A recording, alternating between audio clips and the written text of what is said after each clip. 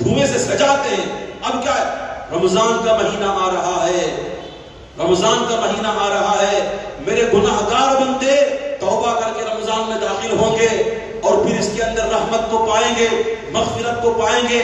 اور ایک نمبر کا جہنمی کیوں نہ ہو، اللہ تعالیٰ آخری عشرے میں اس کے لیے خاص کر دیا ہے. اللہ تعالیٰ ہول سیل میں جہنمیوں کو آزاد کر کے جنتی بنائیں گے. لہذا جنتیوں کے اپارٹمنٹ اوپن کرو، فرشتوں کو حکم ہوتا ہے کہ ان کو سجاؤ سوارو، رمضان میں رمضان مسلمان آ رہا ہے اور یوں اپنی جنت کو پانے کے لیے ان کی جنت کو سوارو. اللہ ہے کہ ہمارے لیے قبل از وقت ہماری جنت کو تیار کر رہے ہیں، اور ہم ہیں کہ اپنی جنت کی طرف پھر کر دیکھنے کے لیے تیار نہیں. تو میرے دوستو بزرگوں، آپ صلی اللہ علیہ وسلم کی یہ دعا، یہ تڑپ ہمیں اس طرف دعوت دیتی ہے کہ نبی بخشا بخشایا، نبی کو کسی عمل کی ضرورت نہیں تھی. ایسا نبی رمضان میں جانے کے لیے تڑپ رہا ہے. نبی کی امتی سے، نبی کی امتیوں سے اب سوال ہے کہ تم نے اب تک کتنا تڑپا رمضان کے لیے؟ بتاؤ صحیح. میں موٹی موٹی مثال آپ کو کتنا تڑپتے ہیں رمضان کے لیے. دیکھو، رمضان کا چاند کل ہے یا آج ہے، کسی کو کوئی لینا دینا نہیں. لے دے کو جو ہے جامعہ مسجد کمیٹی مجھے فون کرتے کیا ہوا ہے چاند کا بول کر، لیکن جو عام پبلک ہے اسے کوئی لینا دینا نہیں ہے، کوئی لینا دینا نہیں. آج رمضان کا چاند ہے یا کل ہے، کچھ بھی نہیں. ایک آدمی فون کر کے نہیں پوچھتا کہ آج چاند نظر آ گیا کیا. کیوں؟ اسے رمضان کی قیمت نہیں معلوم نا. اب دیکھو، مغرب کے بعد چاند نظر آتا ہے، اور جب چاند نظر آ گیا تو ہم رمضان میں داخل ہو گئے. جیسے ہی رمضان میں داخل ہو گئے، سب سے پہلا فریضہ تراویح کا ہے. 98%، میرا پرسنٹیج غلط نہیں، مسلمانوں میں 98% مسلمان نمازی ایسے ہیں جن کے پہلے دن کی تراویح رفع چکر ہو جاتی ہے. میری بات کی تصدیق کریں گے نا؟ بعد میں پوچھتی کہاں گئے تراویح؟ چاند دکھا، تہجد چاند دکھا. تو دیکھو کتنی تیاری ہے. رمضان میں داخل ہو کو بھی معلوم نہیں کہ رمضان میں گئے نہیں. اچھا وہ عید کا رندے 26 میں سے شروع، کب دکھتا ہے؟ یعنی رمضان میں داخل ہو، رمضان کے ویلکم کے لیے مسلمان تیار نہیں. کیا 26 روزے رکھ لیا، بہت بڑی عبادت کر لیا، 26 سے عید کی ایسی فکر، رمضان کو دھکے دے کر کے باہر بھگانا چاہتا ہے. اللہ ہمارے جرم کو معاف فرمائے. ایک نبی کا عمل، صحابہ کا عمل، ایک ہمارے جیسے ناہنجار امتیوں کا عمل ہے. میرے دوستو، 2 مہینے پہلے رمضان کی بات کیوں چھیڑ رہا ہوں؟ پتہ نہیں آئندہ سال ہم زمین پر رہیں گے، زمین میں رہیں گے. کرونا نے فیصلے کر دیے کہ کیسے کیسے ہٹے کٹے ہمارے نظروں کے سامنے چلے گئے. اللہ سب کی حفاظت فرمائے، سب کی دھوکے بازی سے حفاظت فرمائے، عیاری سے حفاظت فرمائے، مکاری کی موت سے اللہ تعالیٰ حفاظت فرمائے. کتنے چلے گئے ہمارے نوجوان. میرے دوستوں، نہ جانے آنے والے دنوں میں کیا ہونے والا ہے. ڈر ہوتا ہے نا ہمارے اپنے گناہوں سے، ڈر ہوتا ہے کہ بھئی کیا ہونے والا ہے. اگر گناہگار نہ ہوتے، توبہ والی زندگی گزارتے تو ایک امید تھی اللہ تعالیٰ ہمارا کیا بھی نہیں کرتا بول کر. لیکن گناہ ایسے ہیں ہمارے کہ کرونا جیسا نہیں، اس سے لاکھ درجے بھی بیماری آ جائے تو وہ بھی کم ہے ہمارے گناہوں کی وجہ سے. پھر بھی اللہ کی ذات ہے کہ ہمیں عزت والی زندگی دے کر کے ہماری گاڑی چلا رہے ہیں. اللہ کا لاکھ لاکھ شکر ہے. تو میرے دوستو بزرگوں، رمضان آ رہا ہے. اپنے پچھلے رمضان پر غور کرو. آج تک ہم نے جو رمضان گزارے ہیں، بے داغ رمضان ایک بھی نہیں ملے گا. اب طے کرو آنے والے رمضان میں انشاءاللہ ہم ایسی کوشش کریں گے، ایک تراویح نہیں چھوٹے گی. کریں گے نہیں؟ ایک تراویح کا مطلب پورا تراویح کا 20 رکعت کا پیکج نہیں، ایک رکعت تراویح نہیں چھوٹے گی. کریں گے نا انشاءاللہ؟ اور ایک روزہ نہیں چھوٹے گا، روزے کے اعمال نہیں چھوٹیں گے، اعتکاف نہیں چھوٹے گا، شب قدر کی تلاش نہیں چھوٹے گی. یوں مر کر کے تلاش کرو اور دیوانہ وار رمضان میں داخل ہو. اللہ کی عزت اور جلالت کی قسم، عید کا چاند نظر آنے سے پہلے اللہ تعالیٰ ہمارے ہاتھوں میں مغفرت کا پروانہ دے دے گی. اس کے بعد اللہ تعالیٰ اٹھا لے، اللہ کی مرضی ہے، نہا دھو کر کے چلے جائیں گے اللہ کے پاس. یہ زندگی ہے، یہ موت ہے. اللہ ہمیں ایسی زندگی عطا فرمائے اور ایسی معافی والی مغفرت والی موت اللہ تعالیٰ ہمیں عطا فرمائے. کریں گے نہیں کوشش؟ دیکھو آخری بات بولتا ہوں. عام طور سے ہمارا جو رمضان ڈیمیج ہوتا ہے، متاثر ہوتا ہے، کیوں؟ رمضان میں کوئی روزہ نہیں ہے. بھئی کیوں روزہ نہیں ہے؟ شروع میں 8-10 روزے اتنا جو ہے جوش میں رہتے ہیں، کوئی پوچھنے کی ضرورت نہیں ہے.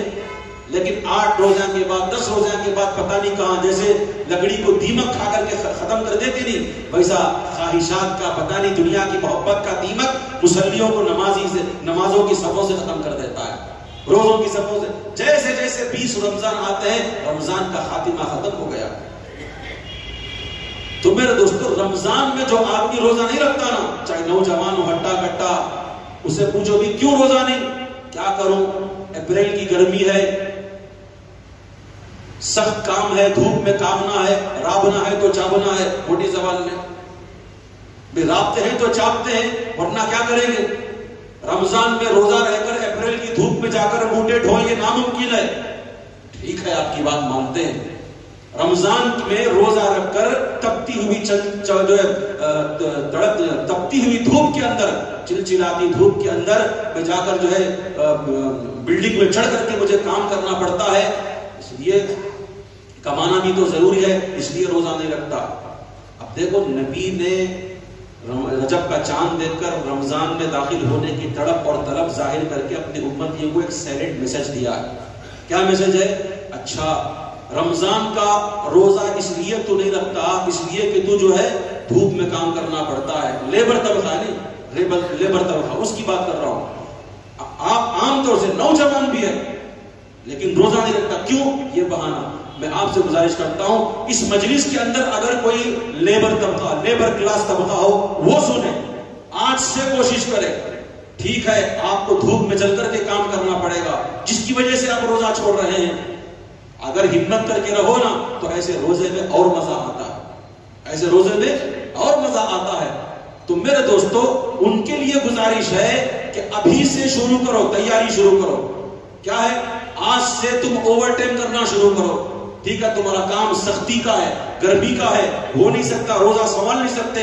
آج سے کوشش کرو، روزانہ 100 روپیہ بچاؤ، 200 روپیہ بچاؤ. یہ رمضان کی جو ہے سیونگ ہے. جب رمضان شروع ہو جائے گا سکون سے آؤ، اس 50 روپیے میں 100 روپیے میں یہ تمہارا گولک تھا نہیں، رمضان کی سیونگ کا گولک، اس میں سے خرچ کرو. اللہ کی قسم، اللہ تعالیٰ کروڑ پتیوں سے زیادہ اس میں برکت دے گا. کر کے تو دیکھو میرے مسلمانوں، کر کے دیکھو. اللہ تعالیٰ اتنا راضی ہوتے ہیں، یہ میرا بندہ، میں نے اس کے اوپر دولت کے دروازے نہیں کھولے، میرے رمضان میں داخل ہونے کے لیے اتنا اہتمام کرتا ہے. روزانہ کی 50 کی سیونگ کر رہا ہے، روزانہ کی 200 کی سیونگ کر رہا ہے، اور یوں رمضان کو پانے کے لیے اپنی ڈیوٹی کو خیر بات کہہ دیا.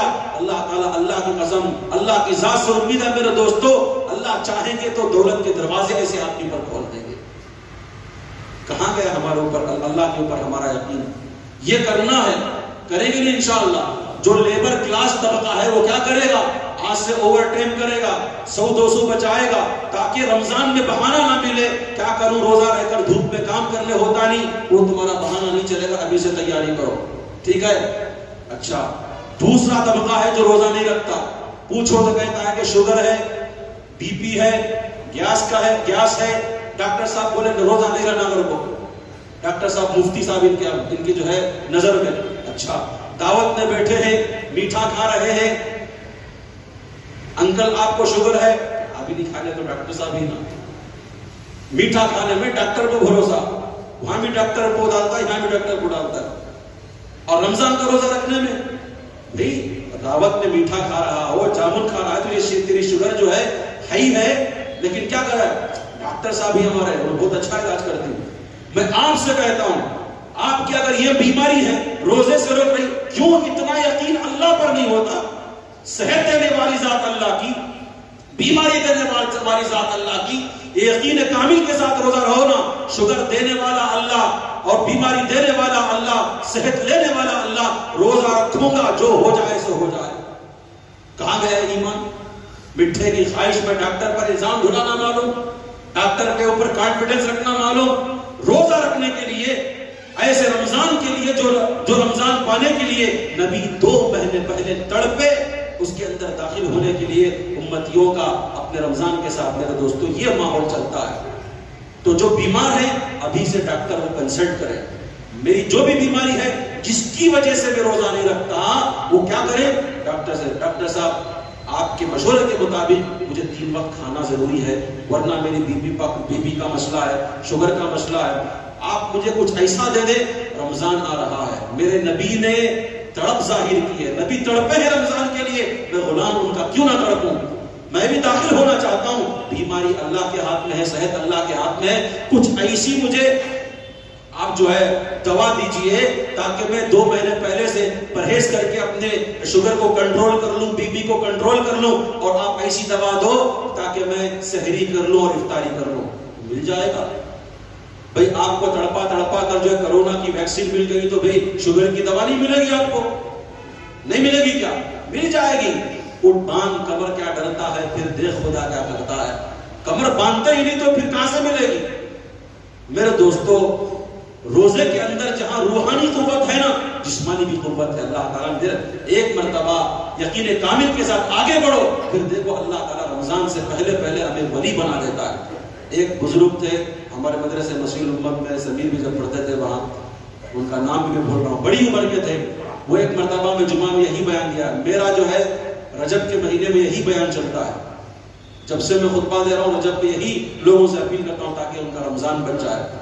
تو مردہ میں جمعہ دے کر فارغ ہوا تو انہوں نے بولے حضرت تمہیں صحیح بولے سو، ہمت کر وہ آگے بڑھے تو اللہ تعالیٰ ساتھ دیتی۔